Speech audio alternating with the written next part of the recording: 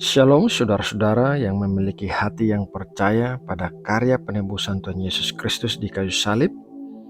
Saya percaya kita semua akan terus berjalan di dalam iman kita yang teguh sampai akhir hidup kita. Saudaraku yang terkasih, mari kita berdoa untuk memulai saat teduh kita dalam mendengarkan renungan firman Tuhan.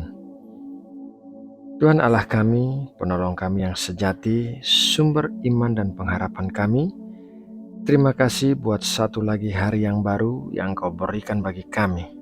Terima kasih karena Engkau telah melindungi kami di sepanjang malam saat kami tidur, sehingga pagi ini kami bisa bangun dengan tubuh yang sehat dan kekuatan yang diperbaharui.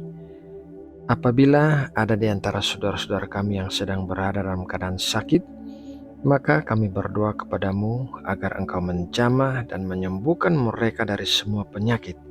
Kami percaya di dalam nama Tuhan Yesus Kristus yang penuh kuasa, semua penyakit bisa disembuhkan dan kami memberikan kemuliaan hanya bagimu. Bapa, kami juga berdoa bagi saudara-saudara kami yang sedang melewati hari-hari yang berat dalam pergumulan hidup mereka. Apapun juga pergumulan yang mereka alami, baik itu dalam hal pernikahan, dalam hal keluarga, hal keuangan, pekerjaan maupun pelayanan, kiranya Engkau memberikan tuntunan yang jelas mengenai apa yang harus dilakukan dalam situasi tersebut.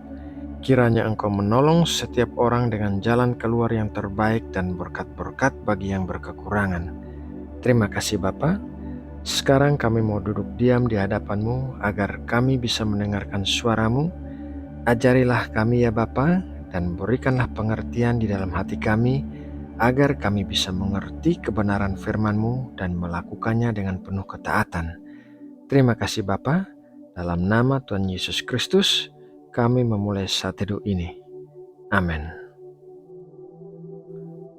Saudara yang terkasih di dalam Tuhan Yesus Kristus, apabila kita pergi ke sebuah kota atau negara yang asing bagi kita, ada 4 hal yang bisa kita lakukan begitu kita tiba di sana. Hal yang pertama yaitu berkeliling-keliling tanpa tujuan. Hal yang kedua yaitu membeli map untuk bisa mengetahui jalan-jalan yang dilalui.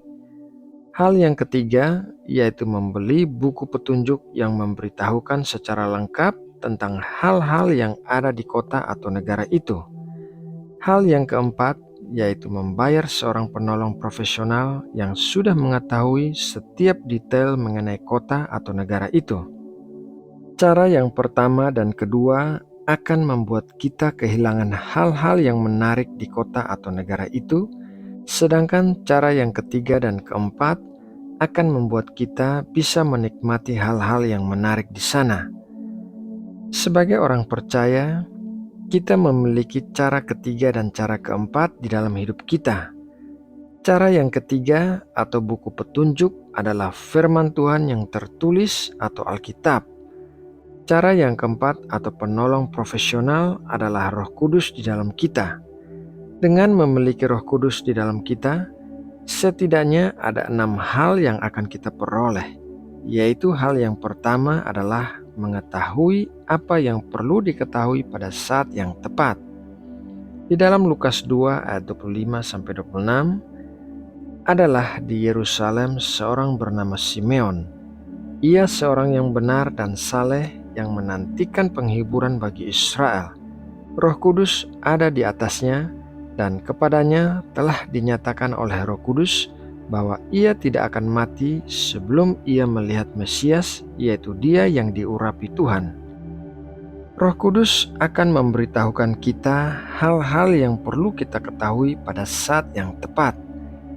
Dalam ayat Alkitab yang baru saja kita baca, Roh Kudus memberitahukan Simeon bahwa ia tidak akan mati sebelum ia melihat Mesias, dan memang terjadi bahwa Simeon pergi ke bait suci pada hari Tuhan Yesus diserahkan oleh Yusuf dan Maria pada saat ia berumur 8 hari sesuai ketentuan hukum Taurat.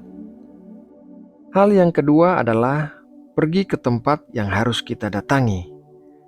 Lukas 2 ayat 27, Ia datang ke bait Allah oleh Roh Kudus. Ketika Yesus anak itu dibawa masuk oleh orang tuanya untuk melakukan kepadanya apa yang ditentukan hukum Taurat. Karena Simeon mendengarkan suara Roh Kudus dan mentaatinya, maka ia memiliki kesempatan yang tidak dimiliki oleh setiap orang, yaitu bisa melihat Mesias. Dalam Alkitab, terdapat banyak contoh Roh Kudus memberitahukan orang-orang untuk pergi ke suatu tempat atau justru menghindar pergi ke suatu tempat karena ada bahaya di tempat itu. Sampai saat ini pun, Roh Kudus masih berbicara kepada orang-orang dan memberikan petunjuk tentang tempat-tempat tertentu. Hal yang ketiga adalah mengatakan kata-kata yang tepat. Markus 12 ayat 36, Daud sendiri oleh pimpinan Roh Kudus berkata, Tuhan telah berfirman kepada Tuanku, duduklah di sebelah kananku, sampai musuh-musuhmu kutaruh di bawah kakimu. Roh Kudus akan memimpin kita untuk mengatakan kata-kata yang tepat. Kadangkala kata-kata itu ditujukan kepada kita, dan kadangkala kata-kata itu ditujukan kepada orang lain melalui perkataan kita.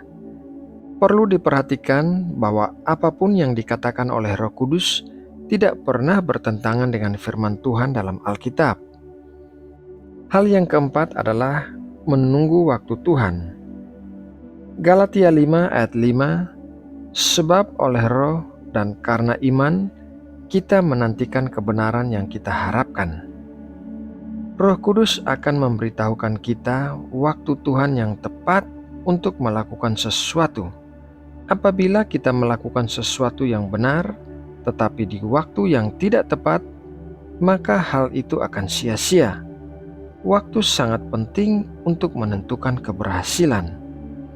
Hal yang kelima adalah menolak hal-hal yang biasanya tidak bisa kita tolak. Di dalam Galatia 5 ayat 16 dikatakan, maksudku ialah, hiduplah oleh roh, maka kamu tidak akan menuruti keinginan daging.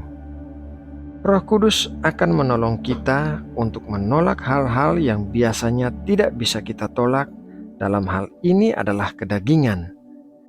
Hal yang keenam adalah menghindari bahaya dan kesalahan. Kisah Para Rasul 21 ayat 4, di situ kami mengunjungi murid-murid dan tinggal di situ 7 hari lamanya. Oleh bisikan roh, murid-murid itu menasihati Paulus supaya ia jangan pergi ke Yerusalem. Apabila kita peka mendengarkan suara Roh Kudus, ia bisa memberitahukan kita tentang bahaya yang ada di depan kita agar kita dapat menghindarinya. Saudaraku, keenam hal ini hanyalah sebagian kecil yang kita peroleh apabila kita memiliki Roh Kudus di dalam kita.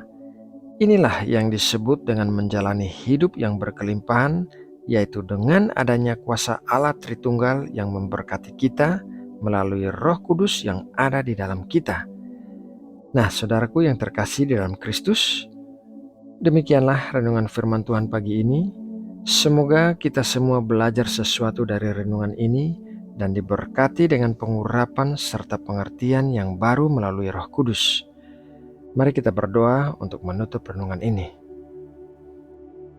Tuhan Allah kami, Allah yang berkuasa atas langit dan bumi beserta isinya, kami mengucap syukur telah mendengarkan firman-Mu pagi ini yang memberikan kekuatan bagi kami untuk menjalani sepanjang hari ini bersama-Mu.